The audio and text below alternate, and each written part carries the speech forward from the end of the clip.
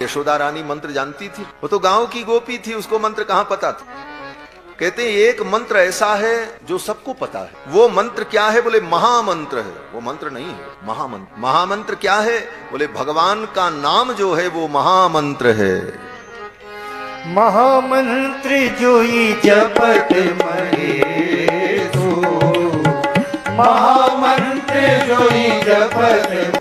चंदन चढ़ाना है, गोविंदाय नमः, कृष्णाय नमः, रामाय नमः, माधवाय नमः, नरसिम्हाय नमः, विष्णवे नमः।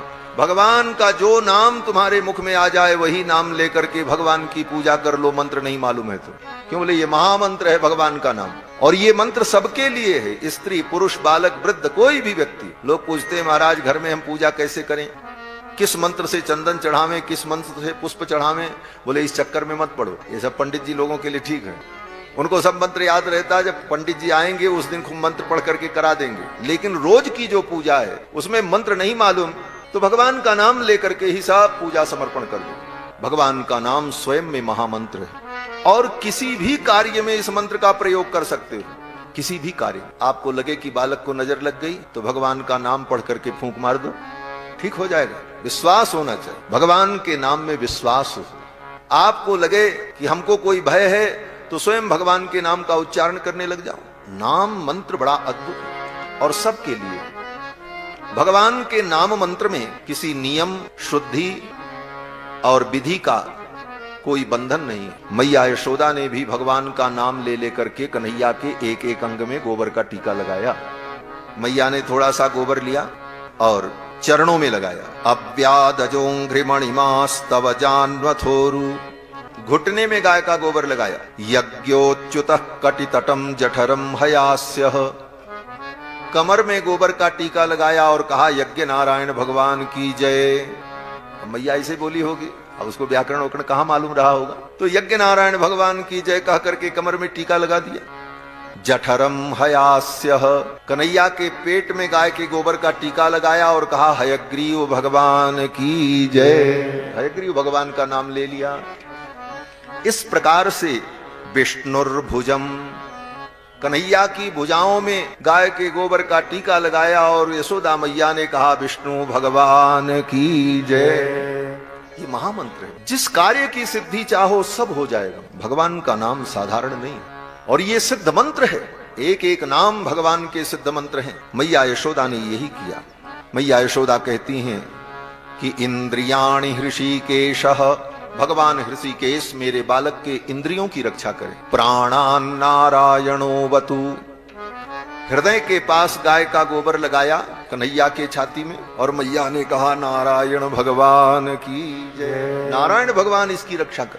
तो ये उपाय माताओं के लिए बहुत अच्छा है। और दूसरे तंत्र मंत्र के चक्कर में पड़ोगी तो आजकल ठगों की दुनिया में कोई कमी नहीं है। धर्म के नाम पर ठगे जाओगे, धोखा हो जाएगा, और फिर बाद में बदनामी किसकी होगी? बोले सनातन धर्म की।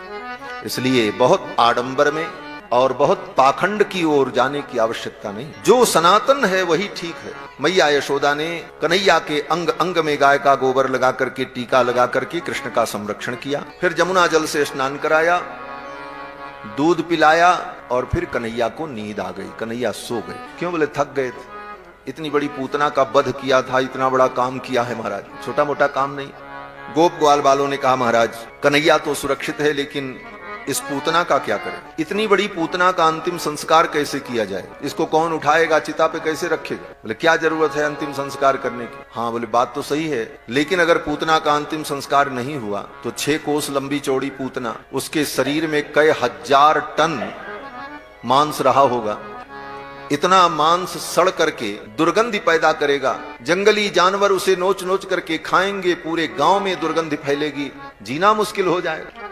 नंद बाबा ने कहा इसका तो अंतिम संस्कार करना पड़ेगा, जलाना पड़ेगा। गोप ग्वाल वालों ने कहा इसको कैसे उठाएंगे? नंद बाबा ने कहा उठाने की जरूरत नहीं है, अपने अपने घर जाओ, कुल्हाड़ी ले आओ, फरसा लाओ, तलवार लाओ, और इसके शरीर को काट काट करके छोटे छोटे टुकड़े करो, तब उठाया जाए। फिर तो नंद बाबा के कहने पर गोप ग्वाल बालों ने पूतना के शरीर के छोटे छोटे टुकड़े कर दिए। कलेवरम परसुभिच्छित्वा तत्ते ब्रजौकसः, ब्रजवासियों ने पूतना के कलेवर को काट काट करके छोटे छोटे टुकड़ों में विभक्त कर दिया।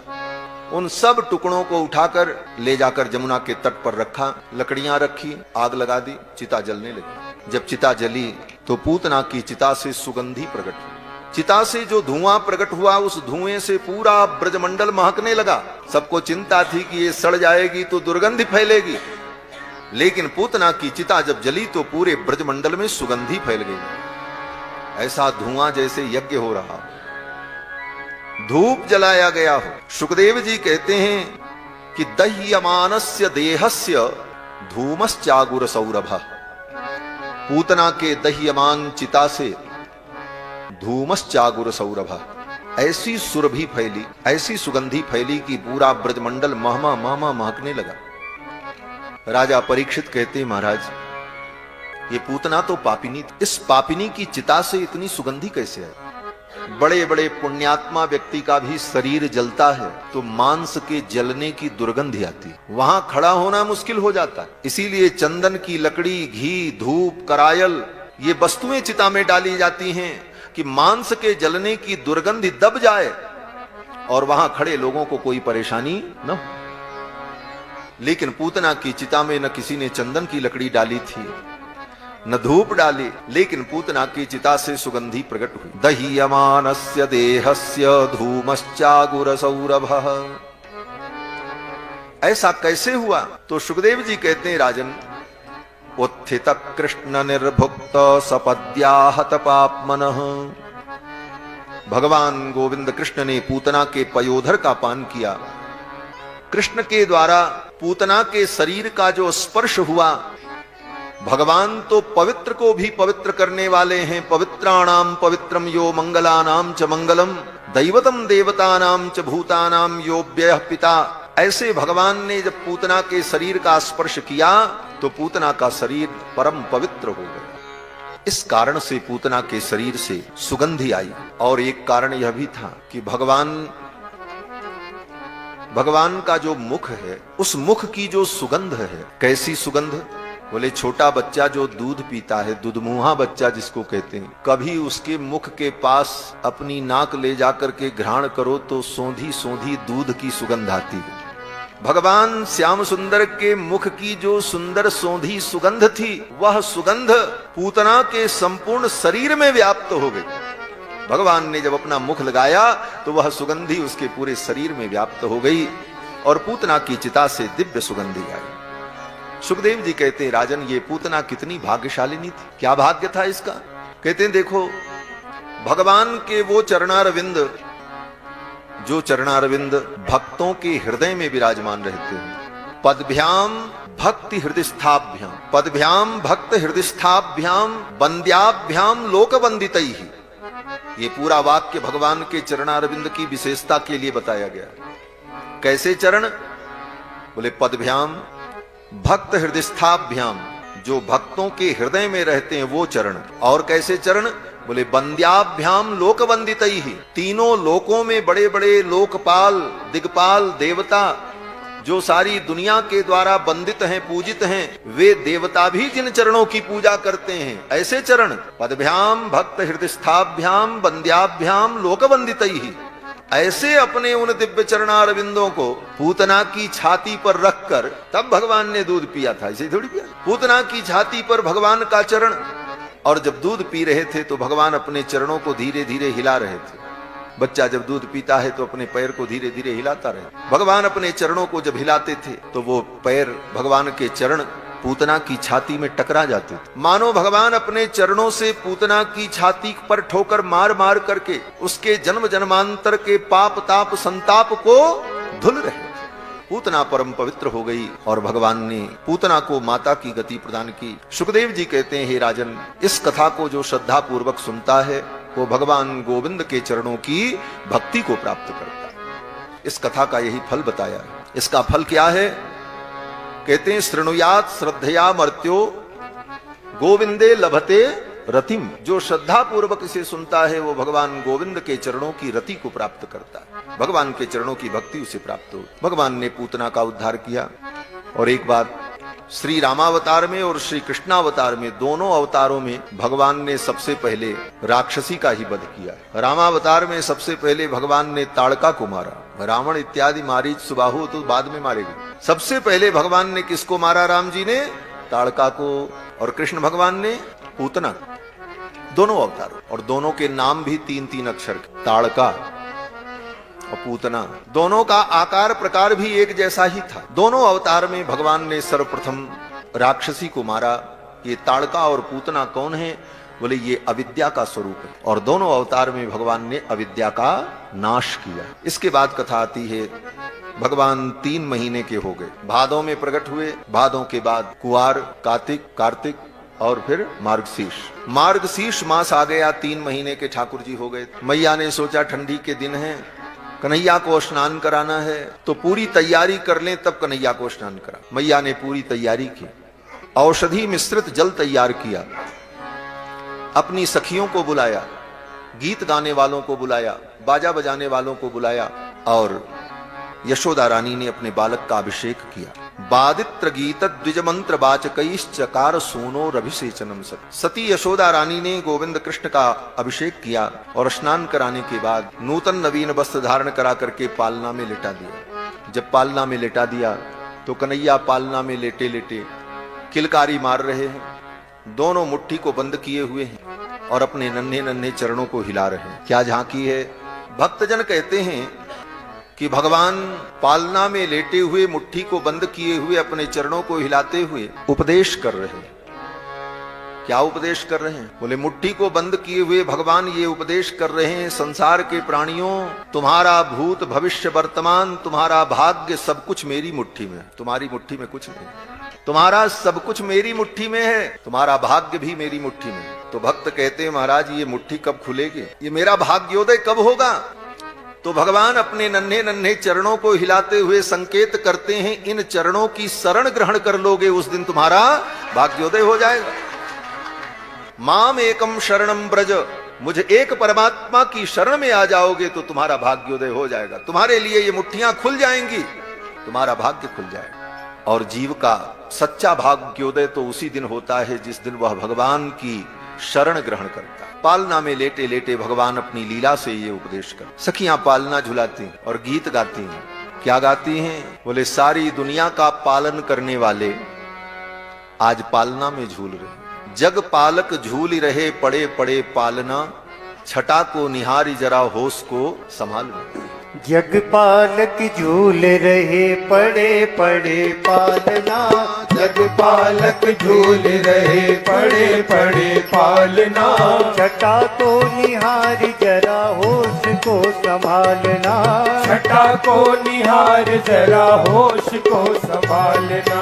जग पालक झूल रहे पड़े पड़े पालना, जग पालक झूल रहे पड़े पड़े पालना, छटा को निहार जरा होश को संभालना, छटा को निहार जरा होश को संभालना।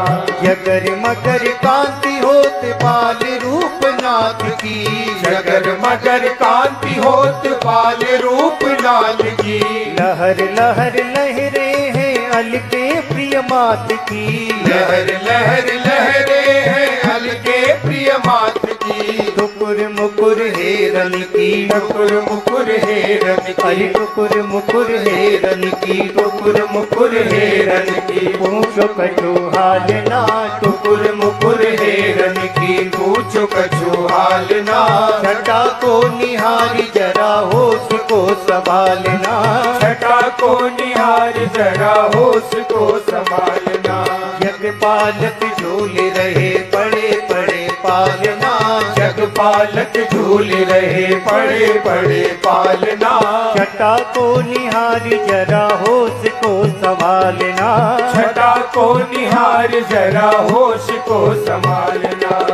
पीत पीत झगुली अरु श्वेत श्वेत पहुँचिया, पीत पीत झगुली और श्वेत श्वेत पहुँचिया, पीत पीत झगुली अरु श्वेत श्वेत पहुँचिया, पीत पीत झगुली और श्वेत श्वेत पहुँचिया, हिलत बाह प्यारी लगे नीलमणि कोचिया, हिलत बाह प्यारी लगे नीलमणि कोचिया, हिलत बाह प्यारी लगे नीलमणि कोचिया, हिलत बाह प्यारी लगे नीलमणि कोचिया, नजर ना लगा न कोई, नजर ना लगा न कोई, हरी नजर ना लगा न कोई, नजर ना लगा न कोई, संभल नजर डालना, नजर ना लगा न कोई, संभल नजर डालना, छटा को निहारी जरा होश को संभालना, छटा को निहार जरा होश को संभालना,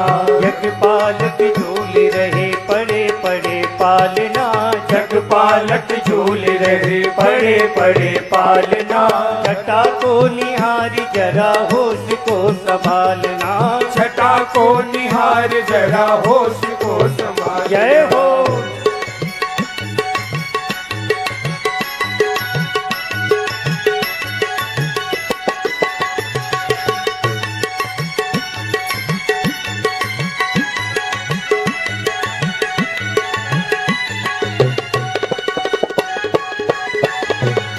बोले बाल कृष्ण भगवान की जय हो।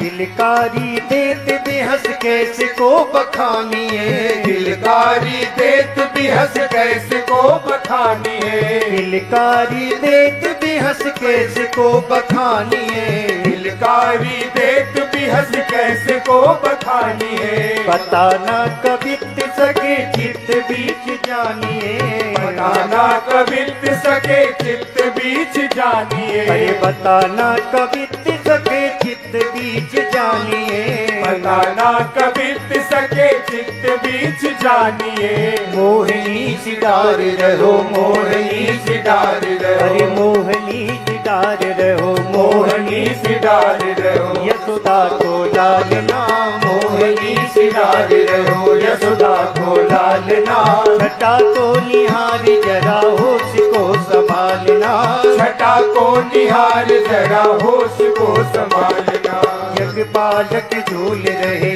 बड़े बड़े पालना, जग पालक झूल रहे बड़े बड़े पालना, छटा को निहारी जरा होश को संभालना, छटा को निहार जरा होश को संभालना, प्रेमिन ही मौज बड़ी देख बार बार है, प्रेम नहीं मौज बड़ी देख बार बार है, भूल गए रात रंग हो गए बलिहार है, भूल गए रास रंग हो गए बलिहार है, भूल गए रात रंग हो गए बलिहार है, भूल गए रास रंग हो गए बलिहार है, बनो रहे यही ध्यान, बनो रहे यही ध्यान, बनो रहे यही ध्यान, बनो रहे यही ध्यान, रहे और ख्याल ना, बनो रहे यही ध्यान, रहे और ख्याल ना, छटा को निहारी जरा होश को संभालना,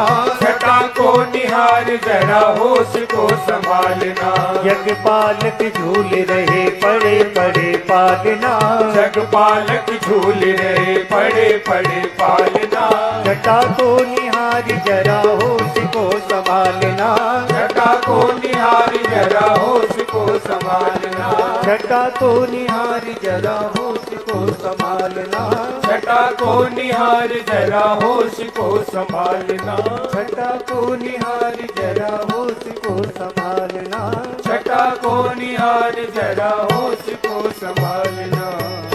बोलो श्री बाल कृष्ण लाल की जय जय जय श्री राधे श्याम। भगवान पालना में लेटे हुए लीला कर रहे हैं, सखियां पालना झुलाती हैं और गीत गाती हैं। जग पालक झूल रहे पड़े पड़े पालना, छटा को निहारी जरा होश को संभालना। किलकारी देत बिहस कैसे को बखानिए। आज स्थिति तो ये है कि हम अपनी लोक भाषाओं के शब्द को भी भूलते चले जा रहे हैं। इसीलिए पदों की पंक्तियों का सच्चा आनंद सबके हृदय तक नहीं पहुंच पाता। और आने वाली पीढ़ी तो ऐसी होगी महाराज, इंग्लिश मीडियम में पढ़ने वाली की हिंदी की चौपाई भी उसको समझ में नहीं आ रही, आज ही नहीं आ रही।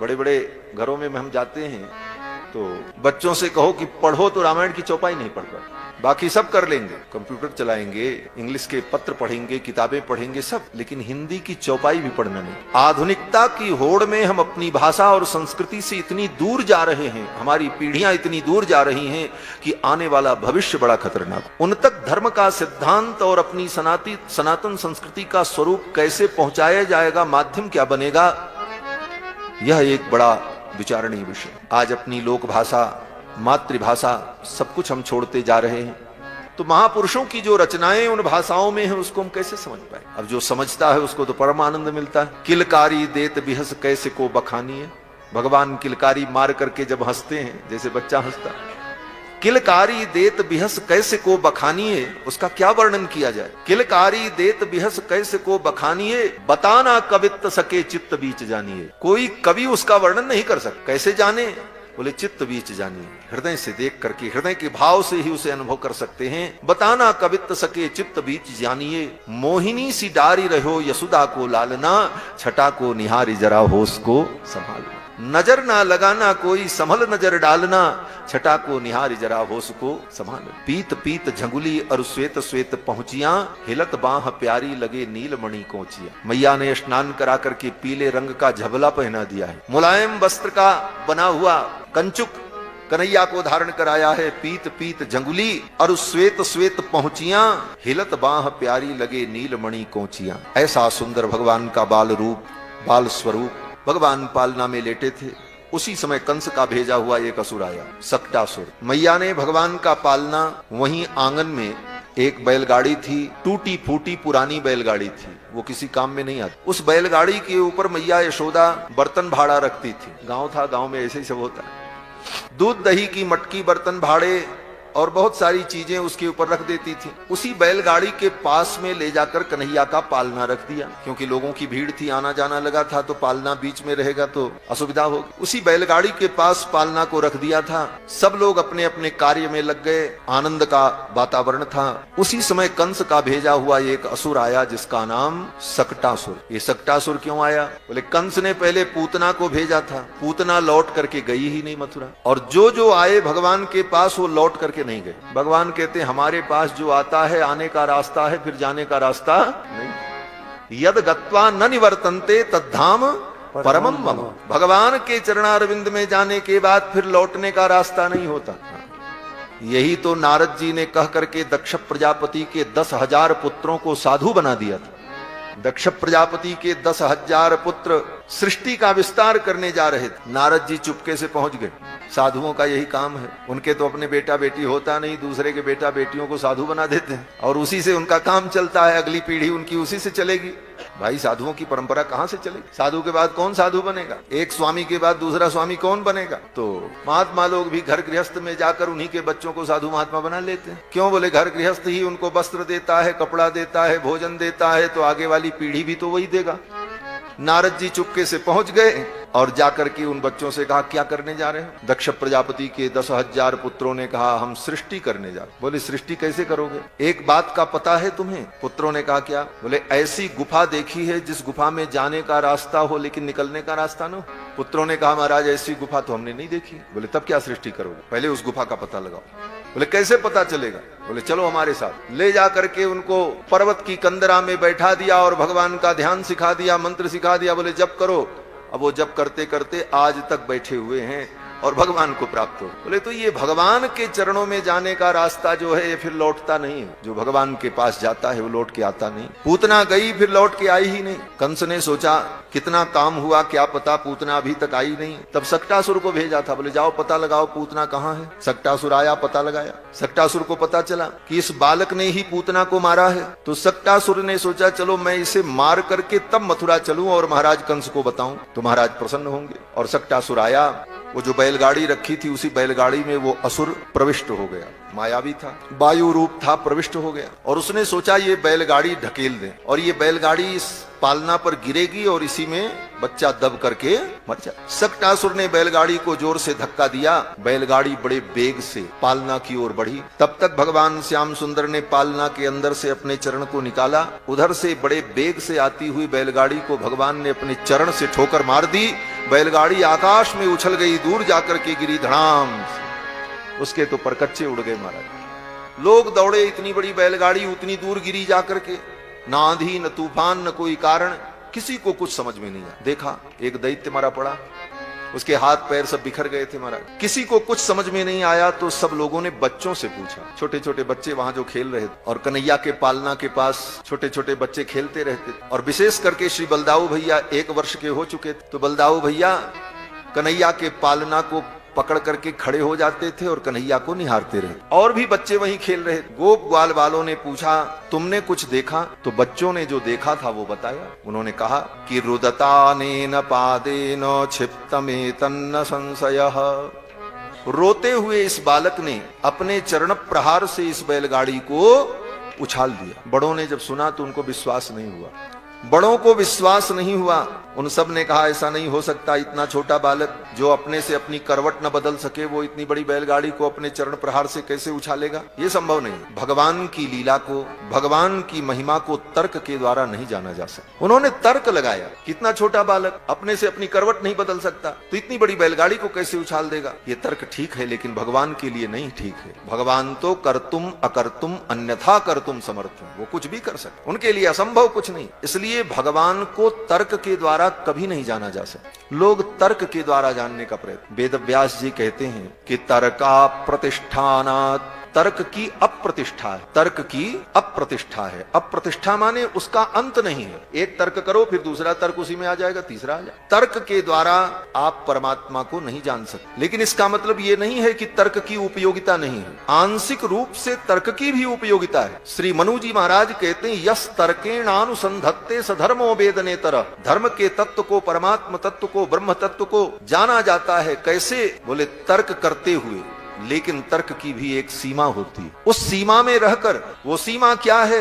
बोले यस तर्केणानुसंधत्ते स धर्मो वेदनेतर, शास्त्र श्रुति इनकी सीमा में रह करके जब तर्क किया जाता है तब वह तर्क बोध में कारण बनता है। इसीलिए तर्क तो हमारे यहाँ भी होता है, खूब शास्त्रार्थ होता है। शास्त्रार्थ क्या है? तर्क ही तो है। आप सुनते चले आए हैं बड़े बड़े विद्वानों ने ये शास्त्रार्थ किया, वो शास्त्रार्थ किया, लेकिन वो शास्त्रार्थ कैसा होता है? बोले शास्त्र की सीमा में होता है, उसके निर्धारित नियम होते हैं, कुछ भी तर्क में नहीं कहा जा सकता। तो तर्क की अप्रतिष्ठा है। अगर केवल सूखा सूखा कर्कश तर्क ही हम करते रहें तो कभी परमात्मा को नहीं जान पाए। वह एक स्थिति आनी चाहिए जिस स्थिति में जाकर के तर्क समाप्त हो जाए और मन मान ले, मन स्वीकार कर ले, तब परमात्मा को जाना जा सकता। तर्क के द्वारा भगवान को जानना बड़ा कठिन। गोप ग्वाल वालों ने कहा ऐसा तो हो ही नहीं सकता। क्यों? गोप ग्वाल वालों ने कहा ये बच्चे हैं, इनकी बातों का क्या भरोसा करना। लेकिन भगवान ने तो अपने चरण प्रहार से ही बैलगाड़ी को उछाला था। दैत्य मर गया, उसका भी अंतिम संस्कार हुआ। यशोदा मैया ने कहा नंद बाबा से, बाबा कोई उपाय करो, मुझे बहुत डर लगता है। उस दिन पूतना आई, मेरे बालक को लेकर के चली गई, भगवान नारायण ने रक्षा की। आज ये कहां से दैत्य आ गया, मेरे आंगन में मर गया। फिर तो नंद बाबा ने ब्राह्मणों को बुलाकर पूजा करवाई, शांति पाठ कराया, शांति होम करवाया। तब जाकर के यशोदा रानी को मन में शांति हुई और ये घटना घटित हुई। उसके कुछ ही महीने बाद लगभग भगवान श्री कृष्ण 1 वर्ष के हो गए। एक दिन यशोदा रानी भगवान को गोद में लेकर के दूध पिला रही थी। एकदारोहमारूढ़म लालयंती सुतम सती, यशोदा कन्हैया को गोद में लेकर के दूध पिला रही थीं। उसी समय कंस का भेजा हुआ एक असुर फिर आया। क्यों? बोले सक्टासुर भी लौट करके नहीं गया। यहाँ तो जो आ रहा है वो फिर लौट के जा ही नहीं रहा। कृष्णावतार में जिस को कंस ने भेजा कोई लौट करके नहीं गए, केवल एक व्यक्ति लौट करके गए। कौन? अक्रूर जी महाराज। अक्रूर को कंस ने जब भेजा था तो अक्रूर जी इसलिए लौट करके आए कि उनके साथ भगवान आए मथुरा। बाकी जिसको जिसको कंस ने भेजा कोई लौट करके मथुरा नहीं गया। कंस को जब पता चला सक्टासुर भी नहीं आया, फिर एक असुर को बुलाया और कहा जाओ तुम पता लगाओ। उसका नाम था तृणावर्त। तृणावर्त दैत्य आंधी बवंडर के रूप में आया। उसने पता लगाया, पता लगा लिया कि पूतना को और सक्टासुर को मारने वाला यही बालक। तो उसकी भी बुद्धि वैसी हो गई, उसने सोचा चलो अब इसे मार करके ही हम यहां से मथुरा चले। भगवान ने कहा आओ तुमको भी वैकुंठ भेजते हैं, चिंता मत करो। तृणावर्त आया। उस समय मैया यशोदा भगवान को गोद में लेकर के दूध पिला रही थी। एकदारोहमारूढ़ं लालयन्ती सुतं सती गरिमाणं शिशोर्वोढुं न सेहे गिरिकूटवत्। गोद में लेकर के बैठी थी। उसी समय वो असुर आ गया। जोर जोर की हवाएं चलने लगी, धूल उड़ने लगी, वातावरण बड़ा भयानक हो गया। भगवान जान गए कि मामा जी ने फिर एक खिलौना भेजा है। मामा जी भांजे से बड़ा प्रेम करते हैं, एक एक खिलौना भेजते हैं खेलने के लिए, और ठाकुर जी उन खिलौनों से खेलते हैं और फिर खिलौनों को तोड़ देते हैं। बच्चे का यही स्वभाव होता। बढ़िया खिलौना मिल जाए तो मजा आ गया, और खेलते खेलते इतनी खुशी हुई कि खिलौने को ही पटक दिया, खिलौने टूट गए। यही भगवान की लीला। ब्रह्मा से लेकर एक तृण पर्यंत जितने जीव हैं, आ ब्रह्मस्तंभ पर्यंतम, ये सब क्या है? बोले सब भगवान के खिलौने। कल की कथा में मैंने निवेदन किया, ये सब भगवान का खेल चल रहा है। भगवान खेल रहे हैं और हम सब उनके खिलौने हैं, उनके क्रीडनक है। क्रीडनक माने खिलौना। कोई व्यक्ति खिलौना से खेले तो मजा कब आता है? बोले खेलने वाला अपनी मर्जी से खेले। और खिलौने खेलने वाला खिलौना लेकर के खेलने चले, कोई खेलने वाला व्यक्ति गेंद को ले और खेलने चले, तब तक वो गेंद कहने लग जाए देखो मुझको ऐसे खेलना, नाली में मत पटकना, जोर से मत पटकना, उधर मत करना, इधर मत करना, तो खेलने वाला उठा करके गेंद फेंक देगा। बोले ऐसी गेंद से क्या खेले? फिर तो खेल का आनंद ही नहीं। यही स्थिति जीव और परमात्मा की है। परमात्मा इन खिलौनों से खेलता है, लेकिन ये खिलौने कहते हैं ऐसा करो, ऐसा करो, ऐसा करो, मेरी मर्जी से हो। भगवान कहते हैं भाड़ में जाए, अब तुम्हारे साथ हम नहीं खेलेंगे। इस खेल में आनंद नहीं आएगा। खेल का आनंद तो तब है जब खिलौना खेलने वाले के ऊपर पूर्ण निर्भर हो जाए। खेलने वाला जैसे चाहे वैसे खेले। जैसे रखे राम जी रहना चाहिए, जैसे रखे राम जी रहना चाहिए, जैसे रखे राम जी रहना चाहिए, जैसे रखे राम जी रहना चाहिए, जैसे रखे राम जी रहना चाहिए। सीताराम सीताराम कहना चाहिए, सीताराम सीताराम कहना चाहिए, जैसे रखे राम जी रहना चाहिए, जैसे रखे राम जी रहना चाहिए। चाहते आराम हो तो रोज ही सुबह शाम, चाहते आराम हो तो रोज ही सुबह शाम, चाहते आराम हो तो रोज ही सुबह शाम, चाहते आराम हो तो रोज ही सुबह शाम।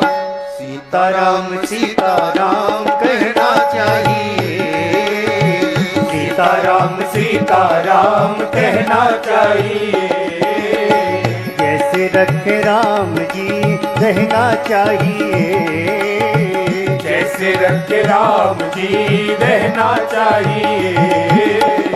अनुकूल प्रतिकूल दोनों ही कुलों के मध्य, अनुकूल प्रतिकूल दोनों ही कुलों के मध्य, अनुकूल प्रतिकूल दोनों ही कुलों के मध्य, अनुकूल प्रतिकूल दोनों ही कुलों के मध्य।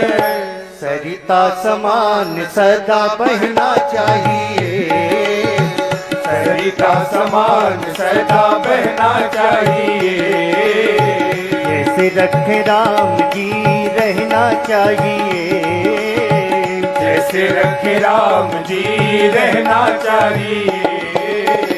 रहो सदा शान से भरोसे भगवान के, रहो सदा शान से भरोसे भगवान के, रहो सदा शान से भरोसे भगवान के, रहो सदा शान से भरोसे भगवान के। काल के भी डर से न डरना चाहिए, काल के भी डर से ना डरना चाहिए। जैसे रखे राम जी रहना चाहिए। जैसे रखे राम जी रहना चाहिए। देह का ध्यास छोड़ ममता से मुख मोड़। देह का ध्यास छोड़ ममता से मुख मोड़। देह का ध्यास छोड़ ममता से मुख मोड़। देह का ध्यास छोड़ ममता से मुख मोड़। होके मुक्त मही पे विचरना चाहिए। होके मुक्त मही पे विचरना चाहिए। जैसे रखे राम जी रहना चाहिए। जैसे रखे राम जी रहना चाहिए। रंग हो राजेश हो देश परदेश हो। रंग हो राजेश हो देश परदेश हो। रंग हो राजेश हो देश परदेश हो। रंग हो राजेश हो देश परदेश हो। समता ही जीत में उभरना चाहिए। समता ही जीत में उभरना चाहिए। जैसे रखे राम जी रहना चाहिए। जैसे रखे राम जी रहना चाहिए। जैसे रखे राम जी रहना चाहिए। जैसे रखे राम जी रहना चाहिए। सीताराम सीताराम कहना चाहिए। सीताराम सीताराम कहना चाहिए। मान अपमान सदा सहना चाहिए। मान अपमान सदा सहना चाहिए। जैसे रखे राम जी रहना चाहिए। जैसे रखे राम जी रहना चाहिए। रहना चाहिए। और रहना चाहिए। रहना चाहिए। रहना चाहिए। जैसे रखें राम जी रहना चाहिए। वो जैसे खेलना चाहें उन्हें खेलने दो, आप तो उनके भरोसे निश्चिंत हो जाओ। किसी व्यक्ति ने कहा जैसे रखें राम जी रहना चाहिए। बोले रहना चाहिए नहीं, रहना पड़ेगा। कर क्या सकते हो? आज तक कुछ भी कर पाए? राम जी ने जैसे रखा वैसे ही रह रहे हो। चाहते तो बहुत हो, होता क्या है? कुछ नहीं होता। वही होता है जो राम जी चाहते हैं। राम कीन चाहई सोई होई। राम कीन चाहई सोई होई। करे अन्यथा अस नहीं कोई। करे अन्यथा अस नहीं कोई। करे अन्यथा अस नहीं कोई। करे अन्यथा अस नहीं कोई। कोई है सोई जो राम रचि राखा। कोई है सोई जो राम रचि राखा। को कर तर्क बढ़ावै शाखा। को कर तर्क बढ़ावै शाखा।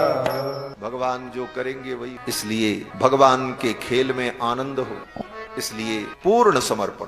भगवान ने सोचा मामा जी ने फिर एक खिलौना भेजा है। भगवान ने सोचा मैया की गोद में मैं बैठा हूं, मैया की गोद से उठकर इस असुर को मारने जाऊंगा तो मैया जान जाएगी। क्या जान जाएगी? बोले ये मेरा बालक कोई दिव्यात्मा है, ये भगवान है, परमात्मा है। बोले जान जाएगी तो क्या बात है, आप परमात्मा हो, क्या आपत्ति है? भगवान ने सोचा नहीं, मैया को अगर पता चल गया कि मैं सर्वेश्वर परमात्मा श्री हरि हूं, तब तो मैया मुझे सोने के सिंहासन में बैठा करके मेरी आरती उतारेगी। ओम जय जगदीश हरे, ये तो जगदीश है। फिर मैया मुझे अपना बेटा नहीं मानेगी, और बेटा नहीं मानेगी तो फिर लीला का आनंद कैसे हो?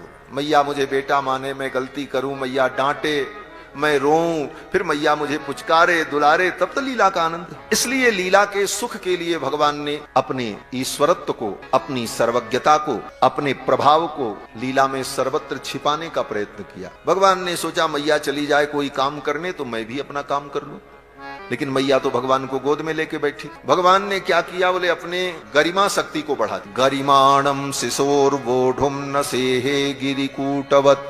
भगवान ने अपनी गरिमा शक्ति को इतना बढ़ा दिया कि मैया को लगने लगा कि मेरी गोद में पर्वत रखा हुआ है। इतना वजन दिखने लगा, इतना वजन अनुभव होने लगा। भगवान, मैया ने सोचा इतनी जल्दी मेरा लाला इतना वजनी कैसे हो जाएगा। बोले तब मैया ने सोचा मेरा लाला बड़ा तो हो रहा है, स्वस्थ है और इसके शरीर का वजन भी बढ़ रहा है। बहुत देर से मैं इसको गोद में लेकर के बैठी हूँ, इसीलिए मेरे पैरों की नसें जकड़ गई हैं, रक्त संचार ठीक से नहीं हो रहा है, इसीलिए ऐसा अनुभव हो रहा है।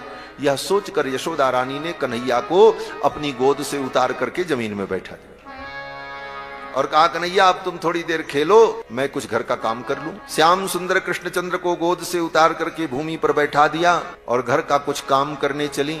तब तक वो तृणावर्त दैत्य आंधी बवंडर के रूप में आ गया और उसी चक्रवात में लपेटकर भगवान कृष्ण को लेकर आकाश में उड़ गया। चक्रवात स्वरूपेण जहारासीनमर्भकम। उसी चक्रवात में लपेटकर भगवान को लेकर के वो असुर आकाश में चला गया। भगवान ने देखा कि यहाँ तो कोई देखने वाला है नहीं, न यहाँ मैया है, न यहाँ भैया हैं, न यहाँ गैया हैं, यहाँ तो कोई है ही नहीं है। यहाँ तो मैं इसे मार दूं, दो दो हाथ हो जाए। फिर तो भगवान ने लपक करके उस तृणावर्त दैत्य के गले को ऐसे पकड़ा और पकड़ करके कस के दबा दिया।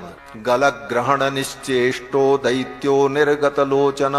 उसकी आंखें बाहर आ गईं, मुख से खून की उल्टी करने लगा। फिर उस दैत्य को उठा करके भूमि पर पटक दिया। उसके अंग प्रत्यंग बिखर गए और फिर भगवान आकर के भूमि पर लेट गए। आंधी तूफान शांत हुआ। लोगों ने देखा, नंद बाबा ने देखा, एक दैत्य मरा पड़ा। ये कहां से आया, कैसे आया, किसी को पता नहीं। यशोदा रानी ने कहा, बाबा कोई उपाय करो, मुझे बहुत डर लगता है। उस दिन पूतना आ गई, फिर सक्टासुर आया, आज ये दैत्य कहां से आ गया और आकर के मेरे आंगन में मर गया। यशोदा रानी कहती, इन दैत्यों को, इन असुरों को मरने के लिए दुनिया में कोई जगह नहीं मिलती, मेरे घर में आकर के मरते हैं। इतनी बड़ी दुनिया पड़ी है, कहीं जाकर के क्यों नहीं मरते। लेकिन कौन बताए यशोदा रानी को कि मुक्ति देने वाला तेरे घर में बैठा है, तो ये मुक्ति प्राप्त करने के लिए कहां जाएंगे। फिर तो नंद बाबा ने उस दैत्य के शरीर को उठाया, गोप ग्वाल वालों को बुला करके और उसके मृत शरीर को ले जाकर जमुना के तट पर उसका भी अंतिम संस्कार कर दिया। इस प्रकार भगवान ने तृणावर्त का उद्धार। एक दिन मैया कन्हैया को दूध पिला रही थी। दूध पीते पीते भगवान का पेट भर गया,